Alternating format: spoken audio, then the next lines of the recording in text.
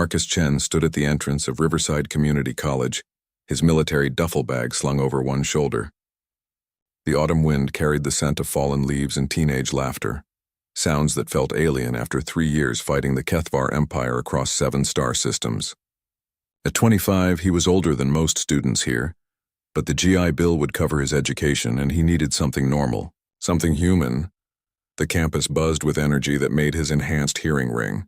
Students rushed between buildings, their biggest concern seemingly homework deadlines and weekend parties.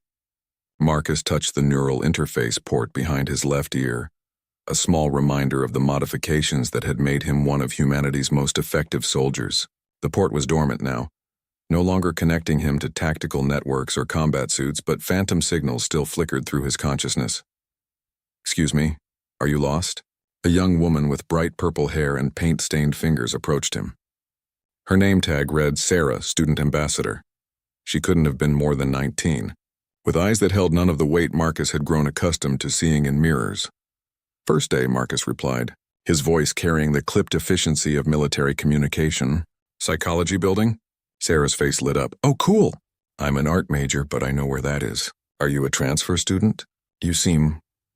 She paused, studying his posture, the way his eyes automatically scanned for exits and threats. Different. Marcus almost smiled. Different was one way to put it. 3 years ago, he'd been a regular college student studying engineering. Then the Kethvar had arrived with their planet-killing weapons and their philosophy that humans were nothing more than clever animals. The war had changed everything. It had changed him. Something like that, he said, following Sarah across the quad. Students lay on blankets studying, tossed frisbees, lived lives unmarked by the weight of watching entire colonies burn. Part of him envied them. Another part found their innocence almost painful to witness. "The psych building is just past the library," Sarah continued, chattering easily. "Professor Williams teaches most of the intro courses. She's tough but fair." "What made you choose psychology?" The honest answer was complicated. After the war ended with humanity's unexpected victory, veterans were encouraged to pursue education that would help them reintegrate. The military psychologist had suggested fields that might help him process what he'd experienced. But there was more to it than that.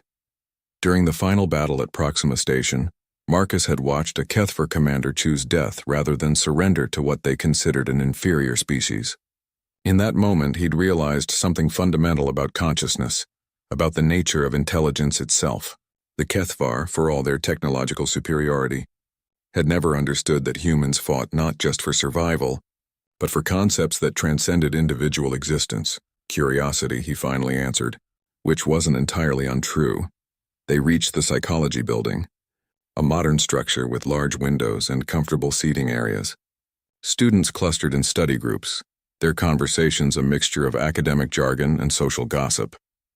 Marcus felt like an anthropologist observing an alien culture, despite being human himself. "Marcus Chen?" A woman in her 50s approached, wearing a cardigan and carrying a stack of papers. "I'm Professor Williams. We spoke on the phone about your late enrollment." Marcus nodded, shaking her offered hand with careful control.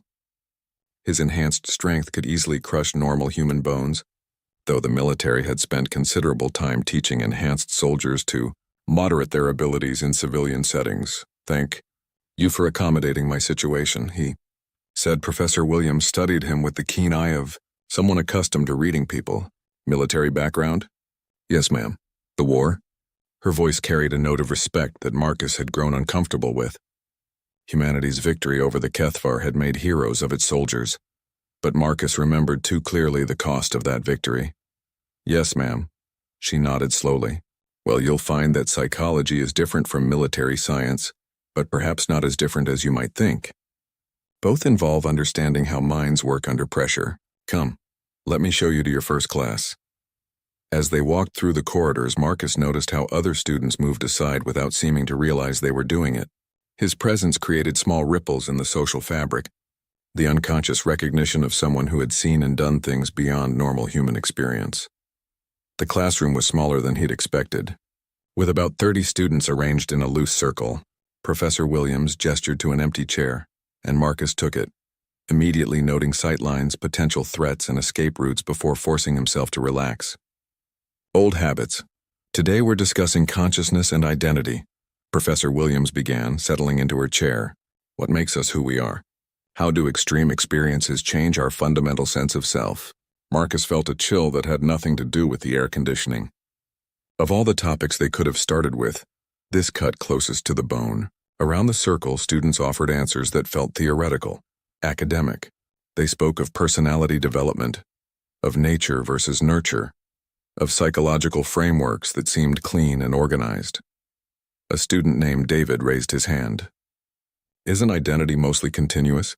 I'm the same person I was yesterday, just with one more day of experience. Several students nodded in agreement. Marcus found himself staring at David, this young man who believed in the continuity of self, who had never wondered if the person who went to war was the same one who came back. That's an interesting perspective, Professor Williams said. But what about traumatic experiences?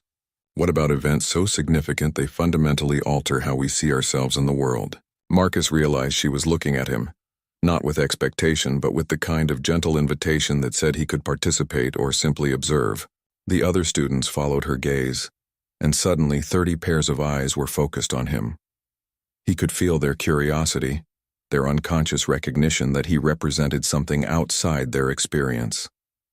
They saw his age, his bearing, the subtle signs that marked him as different, but they couldn't see the neural modifications, couldn't know about the enhanced reflexes and strength, couldn't understand that he'd killed thousands of beings and watched friends die in the vacuum of space. Sometimes, Marcus said slowly, his voice cutting through the classroom chatter, you become someone else entirely. And the question isn't whether you're the same person. The question is whether you want to be. The classroom fell silent. Professor Williams leaned forward slightly, recognizing something deeper in his words. Around the circle, students shifted uncomfortably, sensing undercurrents they couldn't quite grasp. Marcus looked around at their young faces, their unmarked lives, their beautiful, terrible innocence. 3 years ago, he'd been one of them. Now he was something else entirely, trying to understand not just what he'd become, but whether what he'd become could learn to be human again. The next morning, Marcus arrived at campus early before the crowds gathered. He'd spent the night in his studio apartment, staring at the ceiling and feeling the phantom weight of combat armor. Sleep came in fragments, interrupted by dreams of plasma fire and the screaming of hull breaches. The transition to civilian life was supposed to get easier, according to the VA counselors. It had been 6 months since his discharge, and he was still waiting. His second psychology class was developmental psychology, and Professor Williams had mentioned it would focus on how people change throughout their lives. Marcus wondered if there were chapters on military enhancement and its psychological effects. Probably not. He found his usual seat in the back corner, position that let him observe the room while keeping his back protected. The other students filed in with the casual energy of people who'd never had to calculate threat assessments before choosing where to sit. Before we begin, Professor Williams announced, settling behind her desk, I want to address something from yesterday's discussion. One of you made a comment about becoming someone else entirely. I think that deserves deeper exploration. Marcus felt 30 pairs of eyes turned toward him again. He kept his expression neutral, though internally he wondered if signing up for psychology had been a mistake. Too late now. A student named Jennifer raised her hand. But isn't that just normal growth? I'm not the same person I was in high school. We all change. There's a difference between growth and transformation, Professor Williams replied. Growth builds on what came before. Transformation can break the chain entirely. Can anyone think of examples where someone might experience such dramatic change that they question their very identity? Mental illness? Offered another student. Religious conversion, suggested someone else. Trauma, said David, the same student who'd spoken yesterday about continuity of self. He glanced at Marcus as he said it, and there was something different in his expression. Recognition maybe, or the beginning of understanding. Professor Williams nodded. All valid examples. But let's consider a specific scenario. Imagine someone who undergoes not just psychological trauma, but physical transformation, someone who gains capabilities far beyond normal human limits. How might that affect their sense of self? The question hung in the air like a challenge. Marcus knew she was talking about him, about people like him. The enhanced soldiers were still classified officially. The public knew that humanity had won the war through superior tactics and determination. but the details of the enhancement program remained locked behind military secrecy. As far as these students knew, the war had been won by normal humans using advanced technology. Like superheroes? Asked a student with genuine curiosity. Several people laughed, but Professor Williams remained serious. In a sense, yes. But consider the psychological implications.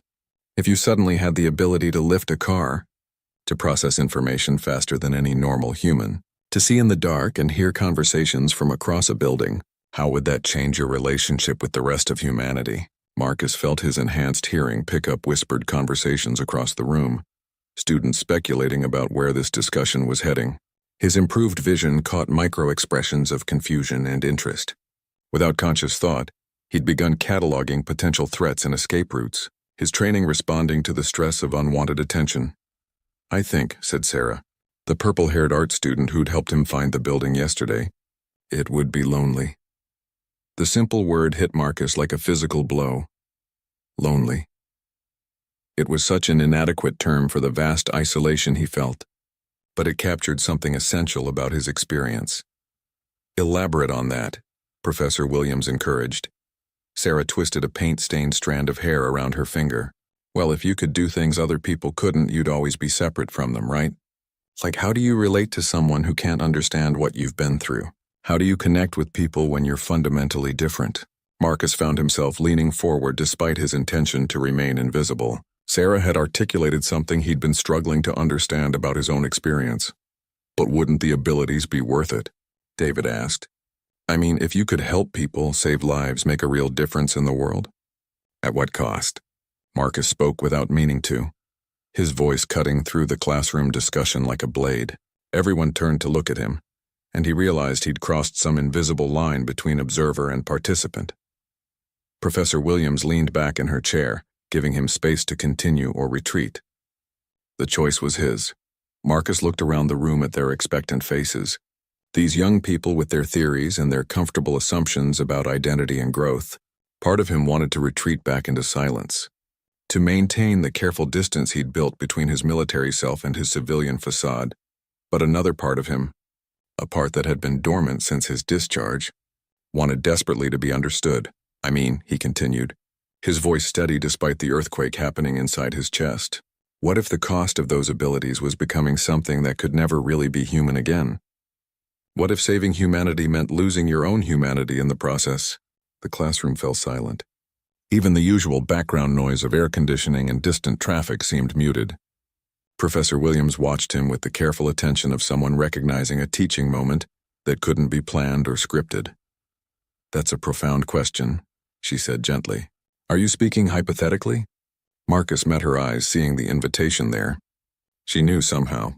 Maybe not the details, but she understood that his questions weren't theoretical. "Sometimes," he said, "you make choices that save lives but destroy the person you used to be. Sometimes you become something necessary but monstrous. And sometimes you have to figure out if there's anything left of your original self worth saving." Jennifer shifted uncomfortably in her seat. "But wouldn't the people you saved be grateful? Wouldn't that make it worthwhile?" Marcus almost laughed, but there was no humor in it. Gratitude is complicated when people don't know what you really did to save them. When the official story is sanitized and the real story would give them nightmares. He could feel the weight of classified information pressing against his consciousness.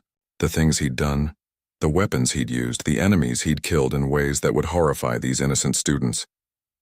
The enhancement process itself, which had killed 30% of volunteers and left the survivors questioning whether they were still human.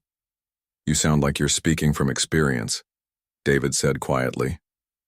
Marcus looked at him, this young man who was beginning to understand that some questions had no comfortable answers.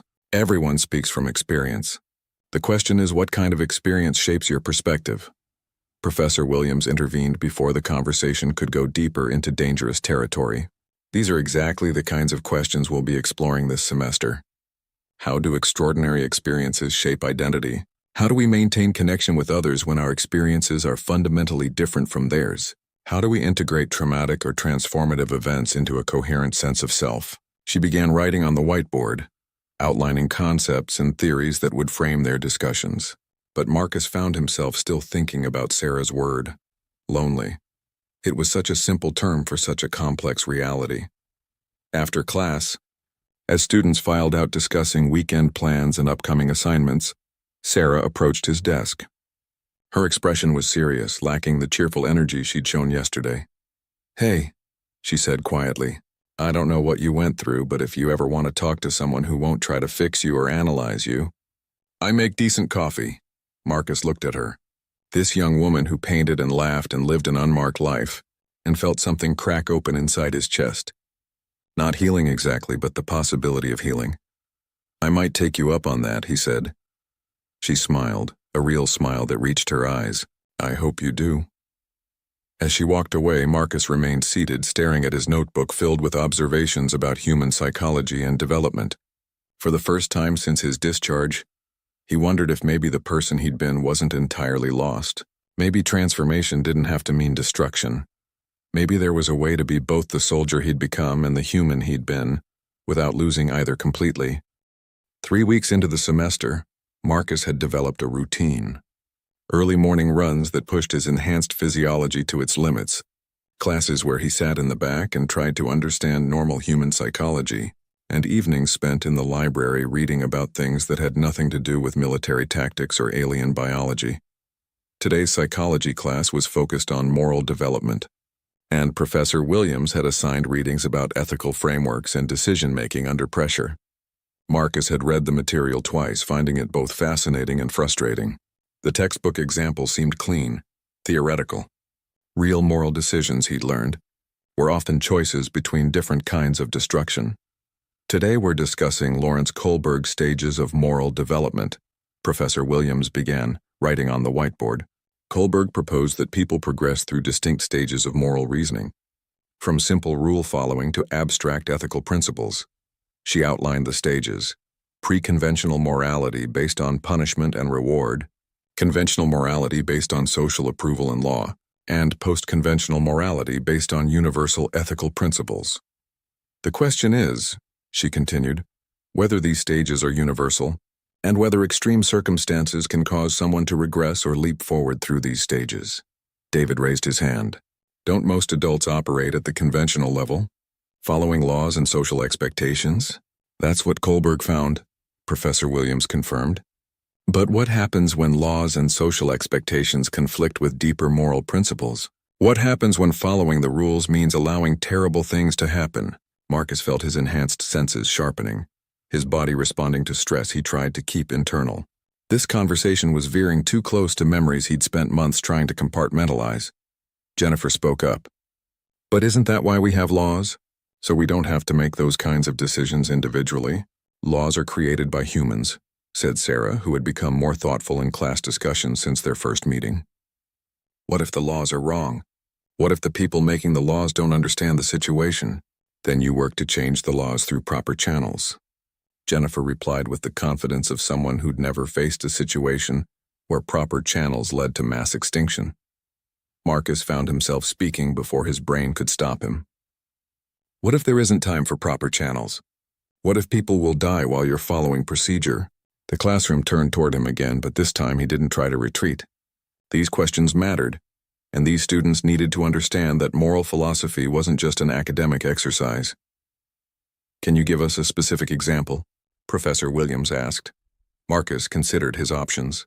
He could retreat into hypotheticals, maintain the careful distance he'd built, or he could try to help them understand why moral philosophy mattered in the real world. "Imagine," he said slowly, "that you're in a position where you could save 1,000 innocent lives, but only by doing something that breaks every rule you've ever been taught, something that will fundamentally change who you are as a person." He paused, seeing their faces change as they tried to process the weight of such a choice. "The official procedure says to wait for authorization, follow the chain of command, make sure all legal requirements are met. But while you're following procedure, those 1,000 people die, and then 1,000 more, and more after that." The classroom was silent except for the scratch of pencils as some students took notes, trying to capture something that couldn't really be written down. "So you break the rules," Marcus continued. "You do the thing that saves lives but destroys your soul. You become someone you never wanted to be, but those people get to go home to their families." He looked around the room, seeing confusion and discomfort in their young faces. The question isn't whether you made the right choice. The question is whether you can live with being the kind of person who makes that choice. Whether you can integrate that action into any coherent sense of moral identity. David was staring at him with something approaching understanding. You're talking about war, aren't you? Marcus met his eyes. I'm talking about any situation where normal moral frameworks break down, where the comfortable rules that work in peaceful times become obstacles to preventing terrible suffering. Professor Williams leaned forward, recognizing the educational opportunity. This is exactly what moral philosophers call the dirty hands problem. Sometimes preventing great evil requires doing lesser evil. The question becomes whether someone can remain morally good while taking necessary but morally compromising actions. But how do you know you're preventing greater evil? Asked Jennifer.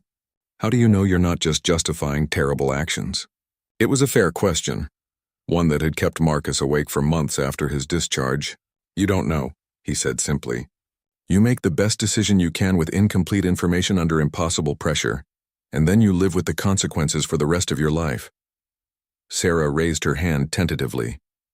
What about afterward? I mean, if someone makes that kind of choice, how do they integrate it? How do they remain connected to people who've never had to make those choices? Her question hit at the core of Marcus's daily struggle. How do you maintain relationships with people who couldn't begin to understand the moral complexity of your experience? That's the real challenge, he said. It's not just about living with what you've done. It's about living with the fact that your moral framework has been tested in ways that most people's never will be. You've seen how thin the line is between civilization and chaos, and you can't unsee it. He paused, realizing he was revealing more than he'd intended. You try to connect with people, but there's always this gap. They worry about things that seem trivial compared to what you know is possible, and you can't explain why their concerns feel small without sounding condescending or traumatized. The classroom had become completely still. Even the usual shuffling and pen clicking had stopped. Professor Williams spoke carefully. It sounds like you're describing moral injury, the psychological damage that occurs when someone is forced to act against their fundamental moral beliefs, or when they witness such actions without being able to prevent them. Marcus nodded slowly. The term was familiar from VA counseling sessions, but hearing it in an academic context felt different. Less clinical, more human. The interesting question, Professor Williams continued, is whether moral injury can lead to moral growth, whether someone who has been forced to operate beyond conventional moral frameworks might develop more sophisticated ethical reasoning. You mean like Kohlberg's post-conventional stage? David asked. Possibly. Someone who has been forced to make decisions based on universal principles rather than rules or social expectations might develop a more mature moral framework, but at great personal cost. Marcus thought about his fellow enhanced soldiers, the ones who had survived both the physical modifications and the psychological aftermath of the war. Many of them struggled with reintegration, but they also possessed a clarity about moral priorities that he rarely saw in civilian life. The cost might be worth it, he said quietly, if it means you can prevent others from having to make the same choices. If your moral injury serves a larger purpose, Jennifer looked confused. But isn't that just another form of justification? Maybe, Marcus admitted. Or maybe it's the only way to make meaning from meaningless suffering. Maybe the point isn't to remain morally pure, but to become morally useful. As class ended and students began packing their bags, Sarah lingered near his desk. That offer for coffee still stands, she said quietly, especially if you want to talk about making meaning from difficult experiences. Marcus looked at her, this young woman who painted abstract emotions and asked thoughtful questions about moral injury. For the first time since his discharge, he felt like someone might actually want to understand rather than simply categorize his experience. I'd like that, he said. As they walked toward the campus coffee shop, Marcus realized that maybe moral development wasn't just about progressing through stages. Maybe it was about learning to carry complex truths without being crushed by them, and finding people who could help share the weight. The campus coffee shop was smaller than Marcus had expected, with mismatched furniture and walls covered in student artwork. Sarah led him to a corner table away from the main flow of traffic, a choice that showed she understood his need to maintain situational awareness without him having to explain it. 2 coffees, she said, returning from the counter with steaming mugs. Fair warning, the coffee here is terrible. but it's strong enough to keep you awake through Professor Martinez's statistics class. Marcus wrapped his hands around the warm ceramic, using the simple sensation to ground himself in the present moment. His enhanced nervous system sometimes made normal activities feel overwhelming, every texture and temperature amplified beyond what baseline humans experienced. "Thank you," he said, "for the coffee and for understanding that I needed to talk." Sarah settled into her chair, tucking one leg underneath her. "I don't understand, actually, but I've learned that understanding isn't always necessary for connection." She was quiet for a moment, studying the foam pattern in her coffee. "My brother deployed to the outer colonies before I started college. Marine Corps. He came back different, and not just because of combat experience. He'd gone through some kind of enhancement program." Marcus felt his pulse quicken. Enhanced soldiers weren't supposed to discuss their modifications with civilians, but the program had been impossible to hide completely from military families. "He never told me details," Sarah continued, "but I could see the changes. He moved differently, reacted to things differently. His hearing was so sensitive that normal conversations sometimes caused him physical pain. And the way he looked at people, like he was constantly calculating threats and escape routes." "How is he now?" Marcus asked, though he suspected he already knew the answer. "Dead," Sarah said simply.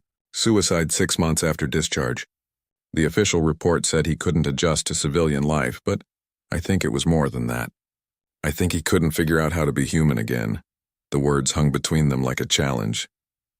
Marcus had known other enhanced soldiers who'd made similar choices, unable to bridge the gap between what they'd become and what they'd been. "I'm sorry," he said, meaning it. "The thing is," Sarah continued, "I spent a lot of time angry at the military, at the enhancement program, at the war itself. But watching you in class these past few weeks, I've started wondering if the problem wasn't the enhancement. Maybe the problem was that no one taught enhanced soldiers how to integrate their new capabilities with their human identity." Marcus considered this. The enhancement program had focused intensively on physical and tactical training, but psychological support had been minimal. The assumption had been that enhanced soldiers would return to normal human society, without significant adjustment difficulties. "The training was about becoming more effective soldiers," he said. "No one really considered what would happen afterward. But you're here," Sarah pointed out, "in psychology class trying to understand human development and moral reasoning. That suggests you haven't given up on being human." "Some days I'm not sure what I'm trying to accomplish," Marcus admitted. "The gap between who I was and who I became feels so large that I wonder if integration is even possible." Sarah leaned forward, her expression serious. "Can I ask you something? And you don't have to answer if it's too personal." Marcus nodded. "Do you want to be fully human again, or do you want to learn how to be human while also being enhanced?" The question cut straight to the heart of his existential crisis. He'd been operating under the assumption that successful reintegration meant returning to his pre-enhancement psychological state. But Sarah was suggesting a different possibility. "I don't think I can go back," he said slowly. "The enhancements aren't just physical. They've changed how I process information, how I perceive threats, how I understand the world. Even if I wanted to reverse them, I don't think it's possible." "Then maybe the goal isn't to go back," Sarah suggested. "Maybe the goal is to go forward, to become something new that incorporates both parts of your identity." Marcus stared into his coffee, considering the implications. That would mean accepting that I'll always be different from baseline humans, that I'll always be somewhat isolated from normal human experience. "But not completely isolated," Sarah said. "I mean, you're here having this conversation with me. You're connecting with people in class, even if it's difficult. Maybe connection doesn't require identical experience. Maybe it just requires willingness to bridge the gap." Around them, other students laughed and studied and lived their uncomplicated lives. Marcus envied their simplicity while simultaneously feeling protective of their innocence.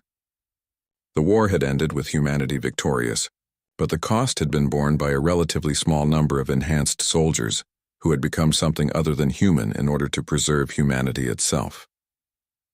"There's something else," Marcus said, making a decision to trust Sarah with a deeper truth. "The enhancements weren't just about physical capabilities. They changed how we think, how we process moral decisions.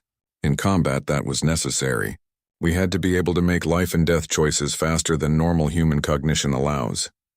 He paused, watching her face for signs of fear or disgust. But in civilian life, that rapid moral processing creates problems. I see situations and immediately understand all the potential consequences, all the ways things could go wrong, all the choices that might need to be made. It's like having a tactical computer running constantly in the background of my consciousness. Sarah absorbed this information without visible reaction. That sounds exhausting. It is. And it makes normal human concerns feel small. Not unimportant, but limited in scope. When you've seen entire civilizations at stake, it's hard to get invested in whether someone passes their midterm exam. But maybe that perspective is valuable, Sarah suggested. Maybe having people who can see the bigger picture, who understand the real stakes involved in moral decisions, maybe that's something humanity needs. Marcus had never considered this possibility. The VA counselors had focused on helping him adjust to normal life, but Sarah was suggesting that normal life might not be the appropriate goal. You think enhanced soldiers have a role to play in peacetime? I think enhanced soldiers have perspectives and capabilities that could benefit society, if we could figure out how to integrate them properly. The problem isn't that you've become something inhuman. The problem is that society hasn't figured out how to accommodate what you've become. They sat in comfortable silence for several minutes, each lost in thought.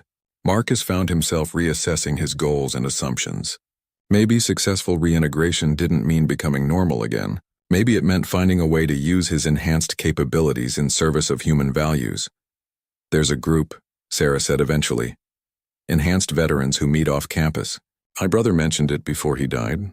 Said they were trying to figure out how to live with what they'd become. I could find out how to contact them if you're interested. Marcus felt something shift inside his chest, a loosening of tension he'd carried for months. The possibility of connecting with people who shared his experience, who understood the challenge of integrating enhancement with humanity. I'd like that, he said. As they gathered their things to leave, Sarah asked one more question. In class, when you talked about making choices that save lives but destroy souls, were you speaking hypothetically? Marcus met her eyes, seeing not judgment but genuine curiosity. No, he said simply, but maybe souls can be rebuilt. Maybe they can be made stronger in the broken places. Sarah smiled, an expression that somehow managed to be both sad and hopeful. I think my brother would have liked you. I think he would have liked the idea that enhancement and humanity could coexist. As they walked back toward the psychology building, Marcus realized that his existential crisis was beginning to transform into something else. Not resolution exactly, but the possibility of synthesis. The possibility that he could become something new rather than something broken. The address Sarah had given him led to a community center in an older part of town, the kind of neighborhood where rent was cheap and questions weren't asked. Marcus arrived early, his enhanced senses automatically cataloging exits and potential threats before he consciously reminded himself that this wasn't a military operation. Through the building's windows, he could see a small group gathered in what looked like a meeting room, 7 people, all carrying themselves with the distinctive posture of enhanced soldiers. Even in civilian clothes, they moved with the controlled precision that marked them as something other than baseline human. Marcus hesitated at the entrance, suddenly uncertain. For months, he'd felt isolated and different, struggling to connect with normal humans who couldn't understand his experience. But now, faced with people who shared that experience, he felt equally unsure. What if they judged him for trying to reintegrate? What if they saw his psychology classes as weakness or betrayal? The decision was made for him when the door opened and a woman stepped out. She was perhaps 30, with short dark hair and scars along her left temple that suggested neural interface surgery. Her eyes took in Marcus's stance and bearing in a single glance. "Marcus Chen?" she asked. "Sarah's friend?" Marcus nodded, noting the way she kept her hands visible and relaxed, the universal sign among enhanced soldiers that indicated peaceful intent. "I'm Elena Vasquez," she said, extending a hand. "Former Sergeant, 3rd Enhancement Battalion. Sarah said you might be interested in joining our discussion group." Her handshake was firm but carefully controlled, the same conscious moderation of strength that Marcus had learned to practice around civilians. "What kind of discussion group?" Marcus asked. "Existential crisis management," Elena said with a slight smile. "Also known as how to be posthuman without losing your humanity. Coffee's terrible, but the conversation is usually worth it." She led him into the building and toward the meeting room. As they walked, Marcus's enhanced hearing picked up fragments of conversation from inside. Can't explain to my therapist that I sometimes hear her thoughts. Tried dating a baseline human, but the strength differential made intimacy impossible. Job applications don't have a box for enhanced reflexes may startle. Co-workers. The voices carried a mixture of frustration and dark humor that Marcus recognized immediately. These were people struggling with the same integration challenges he faced. The meeting room was arranged in a loose circle with folding chairs and a card table holding coffee supplies.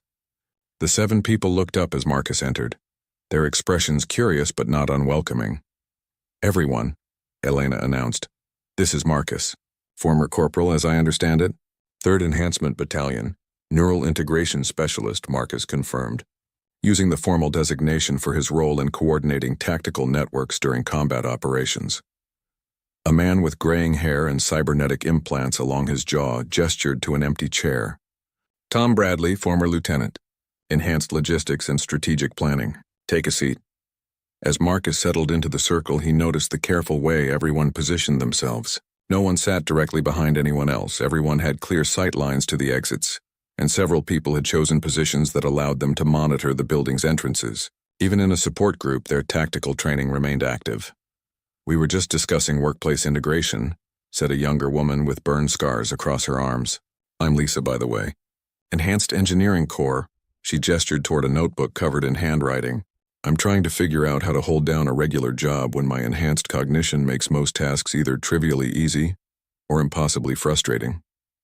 Marcus understood the problem immediately. Enhanced soldiers had been designed for complex high-stakes operations. Normal civilian work often felt either mind-numbingly simple or artificially constrained by inefficient procedures. "What kind of job?"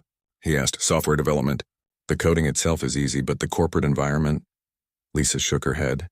"Meetings that could be emails, management decisions that ignore obvious solutions, projects that could be completed in days but are stretched out over months for political reasons." "The efficiency gap," said Tom. "Baseline humans often prioritize social cohesion over optimal outcomes. What feels like waste to us serves important relationship-building functions for them." A woman Marcus hadn't been introduced to spoke up. "That's what I struggle with most. It's not the enhanced capabilities themselves, but the social isolation that comes with thinking faster than everyone around you." "Maria," Elena said by way of introduction. "Enhanced tactical analysis," Maria continued. "I'll be in a conversation with baseline humans, and I can see exactly where the discussion is heading, what problems they're going to encounter, what solutions they'll eventually reach. But if I skip ahead to the conclusion, they feel rushed or dismissed, so I have to pretend to work through the process at their pace."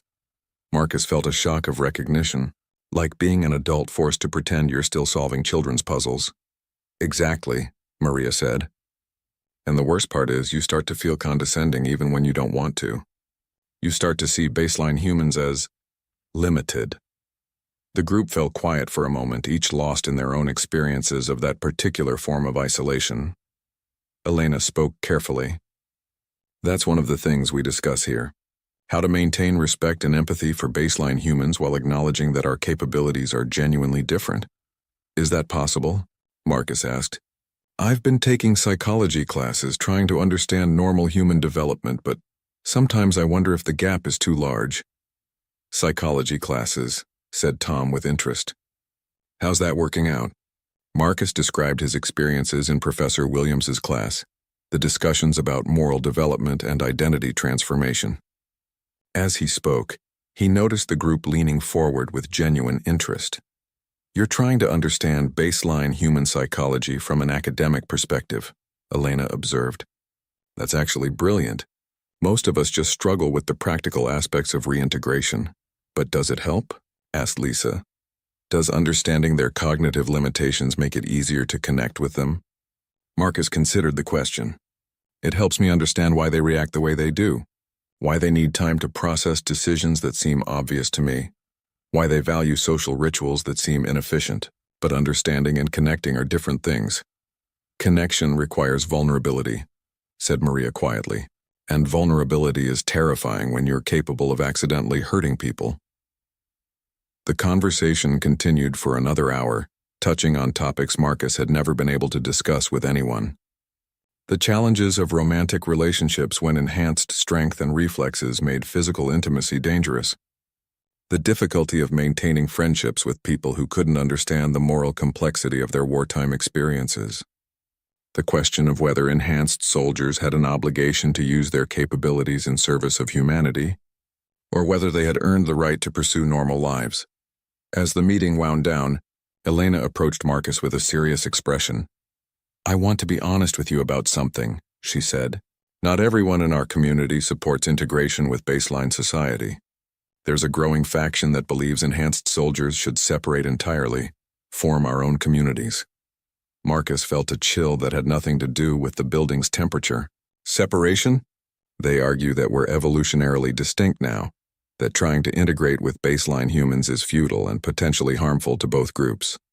They want to establish enhanced-only settlements, develop our own culture and social structures. The implications were troubling. Enhanced soldiers possessed capabilities that could easily dominate baseline humans if they chose to do so. Separation could quickly become supremacy. "What do you think?" Marcus asked. Elena was quiet for a long moment. "I think integration is harder but more important. We were enhanced to serve humanity, not to replace it. If we separate, we risk losing the human values that made us worth enhancing in the first place." As Marcus walked back to his apartment that evening, he reflected on the meeting. He'd found connection with people who understood his experience, but he'd also discovered new dimensions to his identity crisis. The question wasn't just how to be human while enhanced, but whether enhanced humans had a responsibility to remain connected to the broader human community. For the first time since his discharge, Marcus felt like he was asking the right questions, and maybe eventually he might find answers that would allow him to become something new without losing what mattered most about what he'd been. 2 months into the semester, Marcus had fallen into a rhythm that felt almost normal. Classes in the morning, support group meetings twice a week, and regular coffee conversations with Sarah that had become the highlight of his civilian experience. His psychology coursework was providing frameworks for understanding his reintegration challenges, while the enhanced veterans group gave him space to process those challenges with people who truly understood. But everything changed on a Tuesday morning when the emergency alert system activated across campus. Marcus was walking to his developmental psychology class when every phone, computer, and public address system began broadcasting the same message. "This is not a drill. All students and faculty report immediately to designated emergency shelters. Repeat, this is not a drill." Around him, students looked confused and frightened. Some laughed nervously, assuming it was a false alarm or training exercise, but Marcus's enhanced senses were picking up details that baseline humans missed. The subtle vibration in the ground suggested heavy aircraft approaching. The electromagnetic signature of his dormant neural interface was responding to military-grade scanning systems. This wasn't a drill. This was an invasion. Marcus's training kicked in automatically. His enhanced cognition shifted into tactical mode, processing threat assessments and strategic options faster than conscious thought. While other students stood around looking confused, he was already calculating defensive positions and evacuation routes. "Everyone move toward the emergency shelters," he called out, his voice carrying the authority of command experience. "Now, don't run, but move quickly and stay together." Most students obeyed instinctively, responding to the confidence in his voice. But a few, including Sarah, stayed close to him. "What's happening?" she asked, her artist's intuition telling her that Marcus knew something the rest of them didn't. "I'm not sure," Marcus said, which was technically true, but his enhanced hearing was picking up the distinctive sound signatures of Kethvar atmospheric craft, technology he'd hoped never to encounter again. The official story was that the Kethvar Empire had been decisively defeated, their fleet destroyed and their leadership eliminated, but Marcus and other enhanced soldiers had learned not to trust official stories completely. The galaxy was large and the Kethvar had been a widespread civilization. "Marcus." The voice came from behind him, calm and familiar. He turned to see Elena approaching with Tom and 2 other members of their support group. Like him, they moved with the controlled alertness of soldiers responding to a threat. "You're sensing it too," Elena said quietly. Marcus nodded. HFY signatures. But that's supposed to be impossible. Apparently not, Tom said grimly. He touched his temple where his cybernetic implants were flickering with activity. My tactical network is picking up multiple large-scale atmospheric insertions. This isn't a probe or scouting mission. Around them, campus security was trying to manage the evacuation, but they were clearly overwhelmed by the scope of the emergency. Students were beginning to panic as the reality of the situation became apparent. Sarah grabbed Marcus's arm. You know what this is, don't you? You've faced this before. Marcus met her eyes, seeing fear but also determination. Sarah, you need to get to the shelters. The emergency protocols exist for a reason. What about you? Marcus looked at Elena and the other enhanced veterans, seeing the same calculation in their expressions that he felt in his own mind. They were civilians now, officially discharged and legally prohibited from engaging in military operations. But they were also the only people on campus with the capabilities necessary to mount an effective defense. We're going to try to buy time for the evacuation, he said simply. Sarah's grip on his arm tightened. You don't have weapons. You don't have military support. How can you possibly? We are weapons, Tom said quietly. That's what the enhancement program was designed to create. Marcus felt his dormant neural interface beginning to activate, responding to proximity with other enhanced soldiers and the presence of known enemy signatures. The tactical network that had linked enhanced soldiers during the war was automatically reforming, connecting their enhanced cognitive systems into a unified strategic intelligence. It felt like coming home.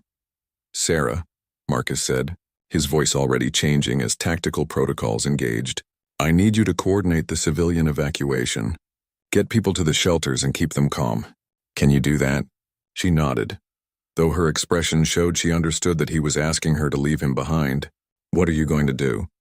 What we were trained to do, Elena answered. Protect humanity. As Sarah reluctantly joined the stream of evacuating students, Marcus felt the full weight of his enhancement systems coming online. His vision sharpened, his reflexes accelerated, and his mind began processing tactical data at superhuman speeds. Around him, the other enhanced veterans were undergoing similar transitions. How many? He asked Tom, whose cybernetic implants provided the best sensor data.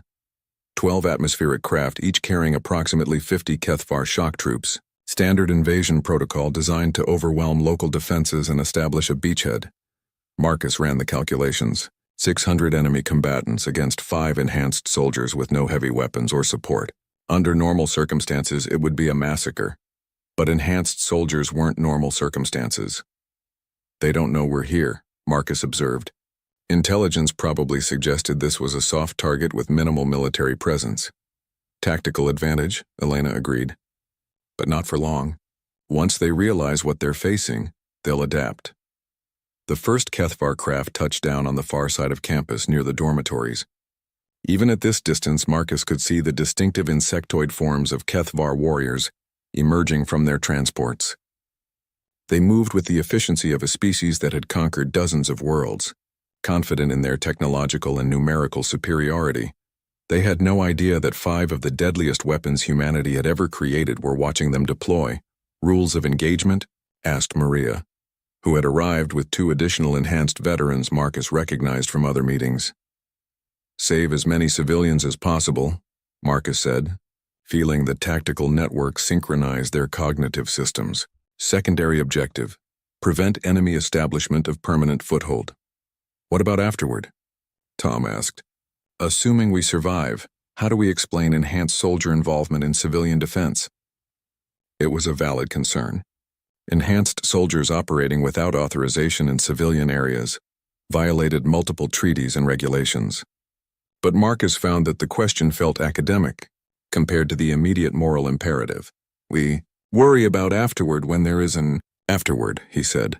The HFY were advancing across campus in standard formation, assuming they faced normal human resistance. They had no idea that their every movement was being analyzed by enhanced cognitive systems operating at the edge of human capability. Marcus felt the familiar cold clarity of tactical mode settling over his consciousness. This was what he'd been designed for, what he'd trained for, what had cost him so much of his humanity to become capable of doing. For the first time since his discharge, The gap between his civilian identity and his enhanced capabilities felt not like a burden, but like an opportunity to use what he'd become in service of what he'd been. Network established, Elena reported, her voice carrying the flat efficiency of tactical communication, all enhanced personnel online and synchronized. Marcus looked across campus toward the emergency shelters where hundreds of students and faculty waited in fear. Sarah was among them, trusting that he could protect them despite impossible odds. Maybe this was the answer to his existential crisis. Maybe the point wasn't to choose between being human and being enhanced. Maybe the point was to use enhancement in service of human values, to become a bridge between what humanity was and what it might need to become. Engage, he said quietly. 7 enhanced soldiers moved toward 600 alien invaders, and for the first time in months, Marcus felt completely certain about who he was and what he was meant to do. The battle lasted 18 minutes. Marcus and his fellow enhanced soldiers moved through the HFY forces like a coordinated storm, their tactical network allowing them to function as a single distributed intelligence. They struck with precision and withdrew before enemy forces could respond, using their enhanced speed and reflexes to avoid direct confrontation while systematically dismantling the invasion force. The HFY had expected to face baseline humans with primitive weapons and limited coordination. Instead, they encountered something that moved faster than their targeting systems could track, anticipated their tactical decisions before they made them, and struck at weaknesses they didn't know they had. By the time military reinforcements arrived, the immediate threat was over. 12 HFY atmospheric craft lay disabled across campus, their crews either dead or captured. Not a single civilian had been harmed, though the academic buildings would need extensive repairs. Marcus stood in the psychology building's lobby, his enhanced systems powering down as adrenaline faded from his bloodstream. Around him, the other enhanced veterans were experiencing similar transitions back to civilian consciousness. The tactical network that had linked their minds dissolved, leaving them individuals again rather than components of a war machine. Status report, Elena said, though her voice had lost the flat efficiency of tactical communication and returned to something recognizably human. All civilian personnel accounted for and unharmed, Tom reported, his cybernetic implants flickering as they processed data from campus security systems. HFY casualties, approximately 450 confirmed dead, 120 captured. Remainder fled in 2 damaged craft. Marcus felt a familiar emptiness as the combat high faded. In 18 minutes, he'd killed more sentient beings than most humans could imagine. The enhanced reflexes and cognitive acceleration that made such efficiency possible also meant he remembered every detail with perfect clarity. Marcus, Sarah's voice cut through his post-combat fugue. She was running toward him from the direction of the emergency shelters, her purple hair disheveled, but her expression bright with relief. Before he could warn her about the blood on his clothes or the hollow look he knew was in his eyes, she'd wrapped her arms around him in a fierce hug. For a moment, Marcus tensed, afraid his enhanced strength might hurt her in his current state. But then her warmth registered, her very human presence grounding him in something beyond tactical considerations. "Are you hurt?" she asked, pulling back to examine him for injuries. "No," Marcus said, though hurt wasn't really the right word for what he was experiencing. "Are the civilians secure?" "Everyone's fine. The emergency protocols worked exactly as designed." She paused, studying his expression. "But you're not fine, are you?" Before Marcus could answer, the lobby filled with the sound of boots and official voices. Military personnel in enhanced combat gear were sweeping the building, followed by officers in dress uniforms and civilians in suits who radiated federal authority. Enhanced Veteran Unit 7, called a Colonel Marcus didn't recognize. "Stand down and prepare for debrief." Elena stepped forward, automatically assuming her role as senior non-com. "Sir, civilian protection objective achieved. Enemy force neutralized with minimal collateral damage." "Understood, Sergeant. You and your people performed admirably." The colonel's expression was professionally neutral, but Marcus could see calculation behind his eyes. "However, there are significant regulatory and legal questions surrounding enhanced soldier deployment in civilian areas without authorization." Marcus felt Sarah's hand slip into his, her touch anchoring him as official procedure threatened to sweep him back into military bureaucracy. Around him, his fellow enhanced veterans stood at attention, their civilian clothes and normal lives suddenly feeling like costumes they'd borrowed. With respect, "Sir," Marcus said, stepping forward, "we're not active military personnel. We're students and civilians who responded to an emergency situation using available capabilities." The colonel's eyebrows rose slightly. "Enhanced capabilities developed at considerable government expense and subject to ongoing regulatory oversight." "Enhanced capabilities," Elena said quietly, "that just saved 600 civilian lives." An uncomfortable silence settled over the lobby. Marcus could feel the tension between competing interpretations of what had happened. Were they heroes who had protected innocent people? Or were they weapons that had operated outside legal constraints? "There will be an investigation," said one of the suited civilians, his voice carrying the bureaucratic weight of someone accustomed to reducing complex situations to policy violations. "Enhanced soldier deployment protocols exist for important reasons." "Yes," Sarah said suddenly, her voice cutting through the official discussion.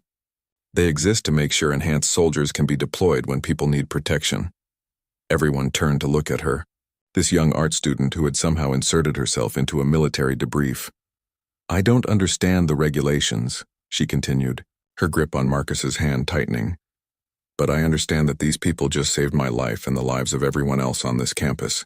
If your protocols would have prevented that, maybe the problem isn't that they acted without authorization. Maybe the problem is that your protocols are inadequate." The colonel looked like he was about to respond when his communication device chirped with an incoming message. He listened for a moment, his expression growing serious. "The HFY forces that escaped have been tracked to staging areas in 3 other systems," he announced. This wasn't an isolated attack. It was part of a coordinated campaign against civilian targets. Marcus felt his tactical mind engaging despite his exhaustion. "They're testing response capabilities, probing for weaknesses in our post-war defenses." "That's our assessment as well," the colonel confirmed. "Which brings us to an interesting situation. Enhanced soldiers are officially classified as discharged veterans with no active military obligations. But enhanced soldiers are also humanity's most effective defense against HFY military technology." Elena spoke carefully. "Are you asking us to re-enlist?" "I'm asking you to consider options that might not have existed before today. The legal framework for enhanced soldier deployment needs to evolve. Today's events demonstrate that enhanced veterans may need to function as rapid response assets for civilian protection." Marcus looked around at his fellow veterans, seeing the same conflict in their expressions that he felt in his own mind. They'd spent months struggling to reintegrate with civilian society, trying to bridge the gap between their enhanced capabilities and their human identity. Now they were being asked to formalize their role as protectors, to accept that they might never be fully civilian. "What would that look like?" Tom asked. "We're still developing the framework," the colonel admitted, "but it would involve maintaining your civilian lives while accepting activation for emergency response. Enhanced capabilities with human oversight and legal protection." Sarah squeezed Marcus's hand. "It would mean you could use what you've become to protect what you were," she said quietly. The phrase resonated through Marcus's consciousness like a bell. Use what you've become to protect what you were. Maybe that was the synthesis he'd been searching for, the way to integrate his enhanced capabilities with his human values. "I want to continue my psychology studies," he said. "I want to understand how enhanced soldiers can maintain connection with baseline humanity while serving as protectors." "Academic pursuits would be encouraged," the colonel said. "Enhanced soldiers with psychological training could help develop better integration protocols for future veterans."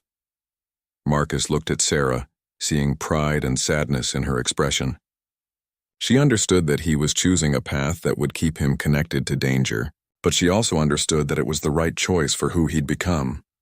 "I think," he said slowly, "I'm ready to stop seeing enhancement and humanity as contradictory. Maybe the point isn't to choose between them. Maybe the point is to become something new that honors both." Elena nodded slowly. "Enhanced humans rather than enhanced soldiers. Protectors rather than weapons," Tom added. As the official discussions continued around them, Marcus felt something settle into place in his consciousness. The existential crisis that had driven him to psychology classes and support groups wasn't resolved, but it had transformed into something